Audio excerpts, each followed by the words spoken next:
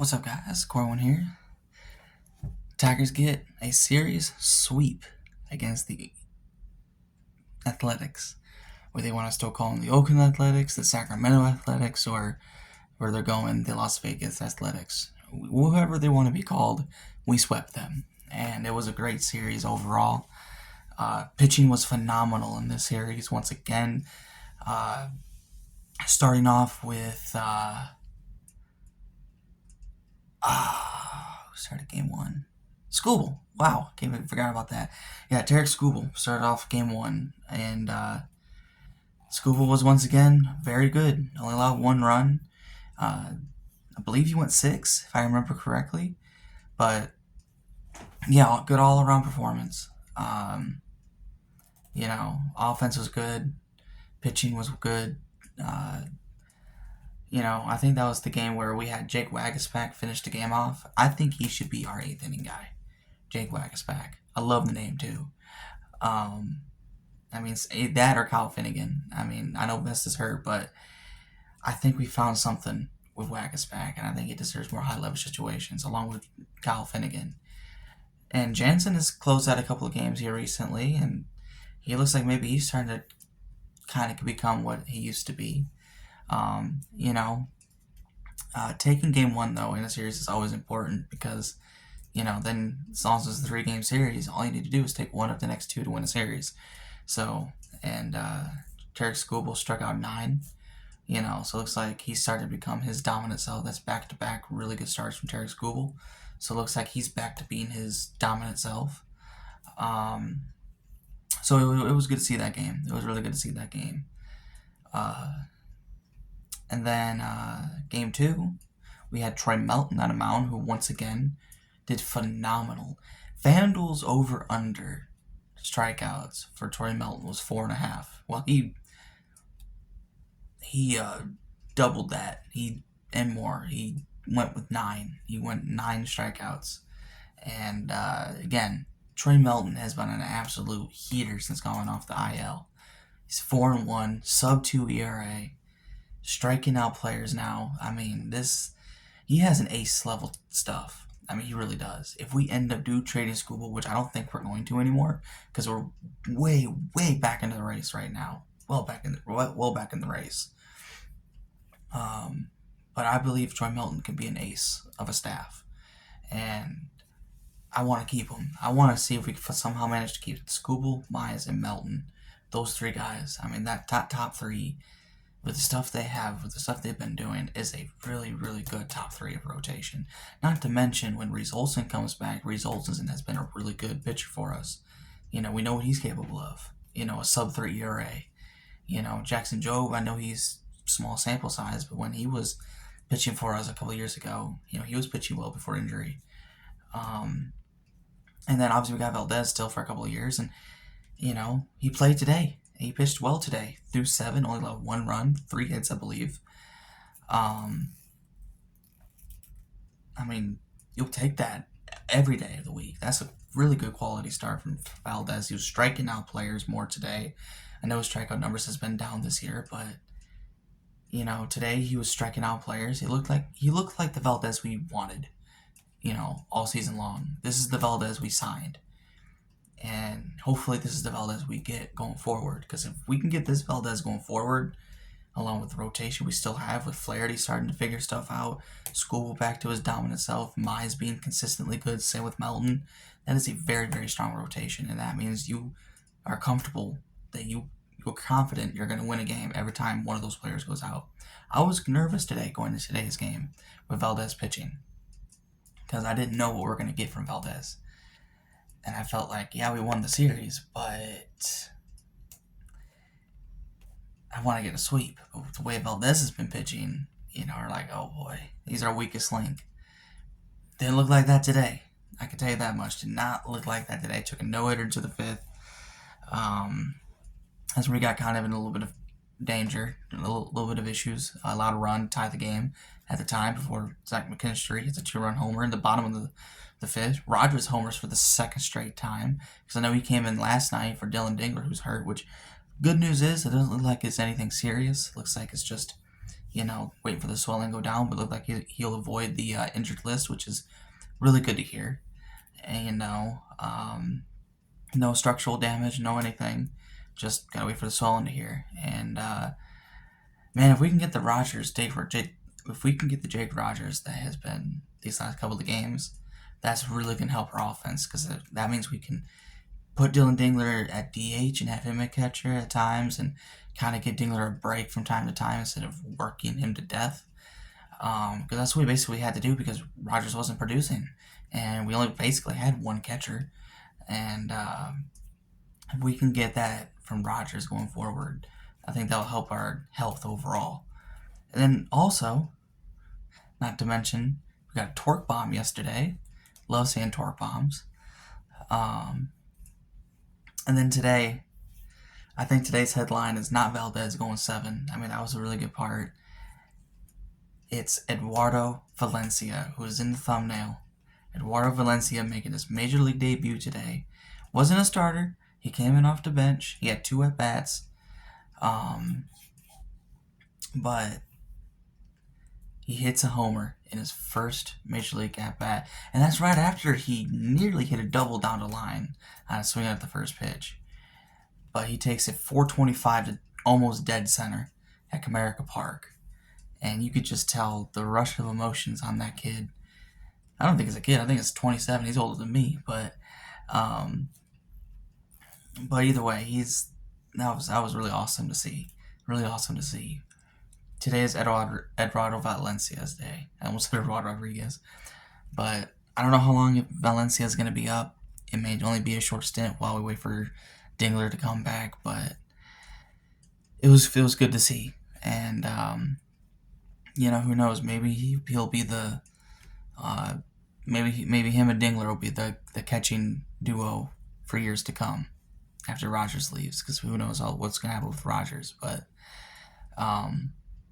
also Jahmai Jones has been designated for assignment, which, it was overdue. I mean, overall, I liked Jahmai Jones, especially last year. I think he's a good guy, good human being, but this year he just hasn't produced. And, it was past time for him to get off. He was just hurting us more than helping us. But I wish him nothing but the best. I wish him luck. Maybe if he goes to a different team, change the scenery, maybe he'll get it together. But yeah, what a day for Valencia. That is just special. The homer in your first major league at bat. You get your first hit, your first homer, and your first RBI all in one swing. That is just phenomenal. That is just phenomenal. But we get the series sweep, which is what we needed. We need to continue this. We are now, depending on what the Rangers do later tonight, we are now 3.5 back of the wild card. 3.5 back. 7 games below 500. And now 4.5 back of the division, because the White Sox lost, but the Guardians won.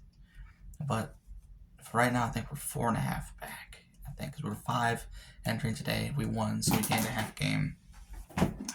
But now comes up the tough series. This is the series that's going to really show us where we are right now. Yes, we're playing really good baseball. We've gotten back into the American League race.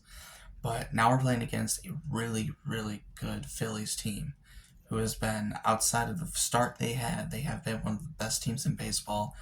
Offensively, they've been a threat game in and game out. Their pitching staff has been phenomenal. Aaron Nola has been a kind of a weak link, but don't look at his ERA. We know what Aaron Nola is capable of.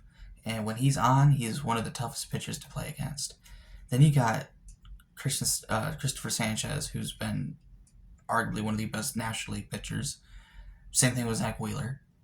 That's who we're facing off against this week. So, not to mention their offense, like I just said earlier, that's going to be a tough matchup. But we're setting out our best pitchers as well. Flaherty gets game 1 against Nola, and we know that Flaherty has been pitching very well recently. I mean, he's gotten his ERA down to 4.70, but his last 2 starts, he hasn't allowed a run.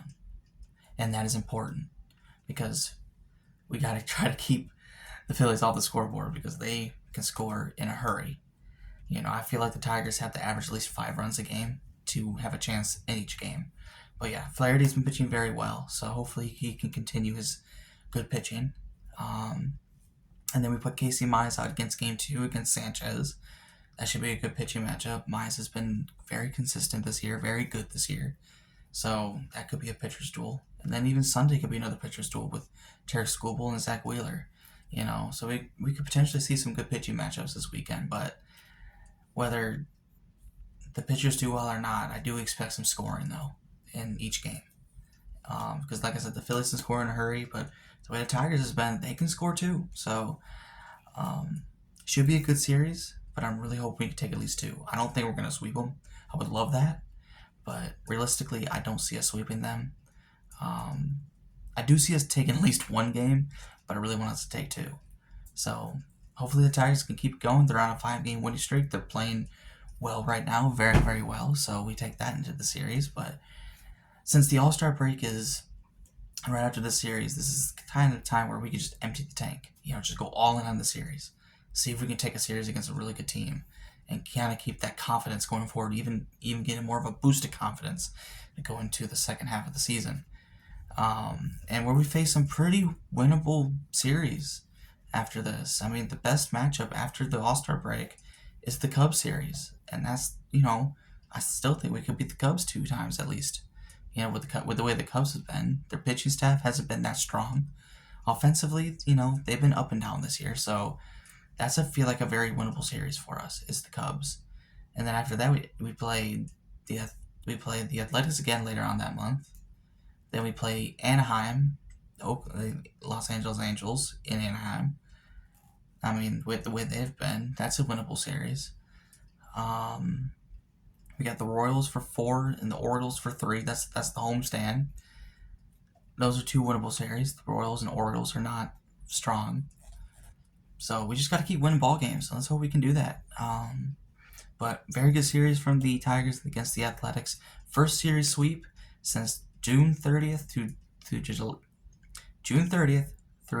July 2nd in 2014. That is the last time the Tigers swept the Athletics. So it's been a while. So 12 years. A little over 12 years. That's a long time. But, hey, the Tigers are hot.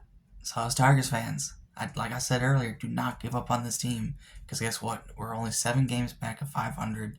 We're 3.5 currently out of the wild card spot, depending on what the Rangers do. We could be 3 games back if the Rangers lose. And we're actually only 4.5 out of the division. So everything's still in play for us. Everything's still in play. We got 2 full months left. The rest of July.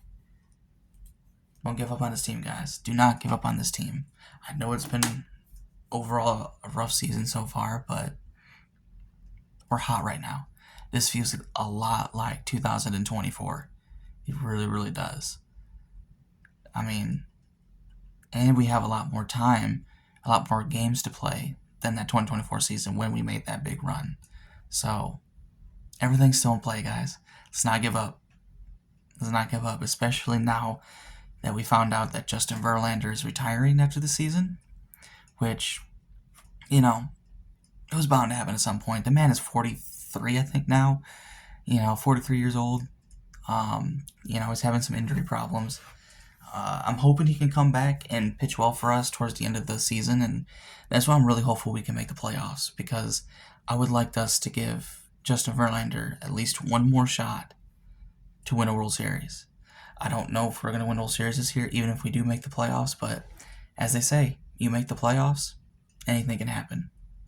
I just want us to make the playoffs to give us at least a slim chance to make that World Series and give Justin Verlander a proper send-off.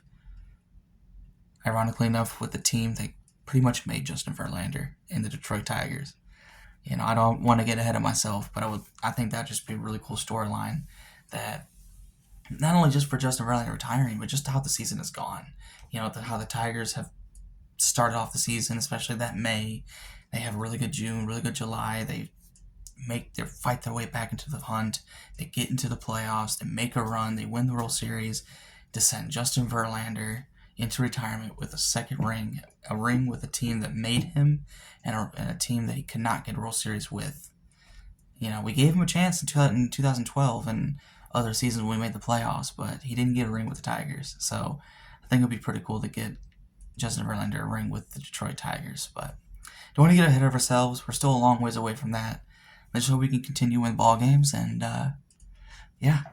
All right, guys. Let's go Tigers. Don't forget to like, subscribe, and also pay attention to my Tigers franchise that I just started. Episode 1 is up. I'm sorry about the audio in that. My mic is having issues. I bought a new mic, which is coming tomorrow. So hopefully for episode 2 and beyond, the audio will be a lot better. But hope you guys enjoy that. Hope you guys enjoyed this. Please like, subscribe, and comment down below what you guys think about the Tigers and Athletics series. All right, see you later, guys. Go Tigers.